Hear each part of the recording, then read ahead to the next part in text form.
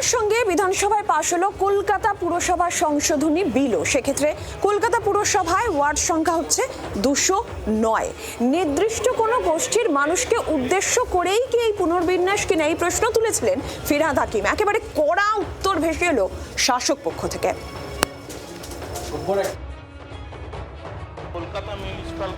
গত কয়েকদিন ধরেই চর্চায় ছিল কলকাতা পুরসভার আসন পুনর্বিন্যাসের বিষয়টি।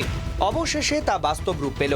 বুধবার হাওড়ার সঙ্গে বিধানসভায় পাশ হলো কলকাতা পুরসভা সংশোধনী বিল।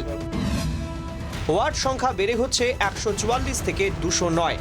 পুর ও নগর উন্নয়ন মন্ত্রী জানান, জনসংখ্যার বিন্যাসে পরিবর্তনের কারণ এবং ভালোভাবে পুর পরিষেবা দিতে ওয়ার্ডের সংখ্যা বাড়ানোর সিদ্ধান্ত নেওয়া হয়েছে। বিল তড়িঘড়ি করে আনা হয়েছে বলে প্রশ্ন তোলেন মৃত তৃণমূলের বিধায়করা। এখনো সেন্সাসের প্রসিডিং চলছে, তাহলে এত তাড়াহুড়ো কেন? কি আজকে সেন্সাস কমপ্লিট না হওয়ার পরে পর্যন্ত আপনারা ওয়েট করেন না? বিলটা কিরকম সে 2-1 মাসের মধ্যে সেন্সাস রিপোর্ট এসে যাবে, তারপরে বিলটা আসা উচিত ছিল। আপনাদেরকে বলতে হবে। আপনি বলছেন এত কম সময়। স্যার একটা কথা বলি, এসআইআর এর সময় বলেছিলেন এত কম সময় এসআইআর কি করে হবে?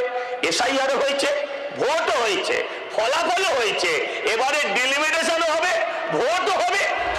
বিলের বিরোধিতা না করলেও কোন সম্প্রদায়কে দুর্বল করার উদ্দেশ্য আছে কিনা তা নিয়ে প্রশ্ন তোলেন প্রাক্তন মেয়র ফিরহাদ হাকিম।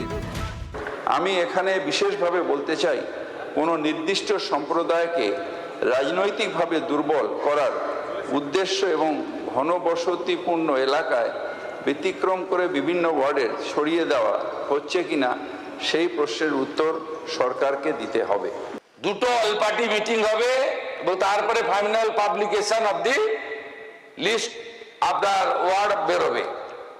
অতএব আপনারা এখানে যেভাবে বক্তব্য রেখেছেন তাতে মনে হয়েছে যে সমস্ত নর্মস বিধিকে আমরা সরিয়ে টরিয়ে রেখে নিজেরা একটা মানচিত্র তৈরি করে আজকে এখানে পাস করালাম, এটা কিন্তু তা নয়। কালীঘাটপন্থী তৃণমূলের আবার দাবি, সংশোধনী বিলে কলকাতার 209 ওয়ার্ডেই ভোট হবে কিনা তার নির্দিষ্টভাবে উল্লেখ নেই। পুরমন্ত্রী স্পষ্ট করে দেন, মনোনীত কাউকে বসানো হবে না। ক্যামেরায় কমল এবং পার্থর সঙ্গে শ্রেয়সী গঙ্গোপাধ্যায় এবং মমিতা চক্রবর্তীর রিপোর্ট, জি 24 ঘন্টা। বাংলার আওয়াজ, বাঙালির আবেগ, জি 24 ঘন্টা।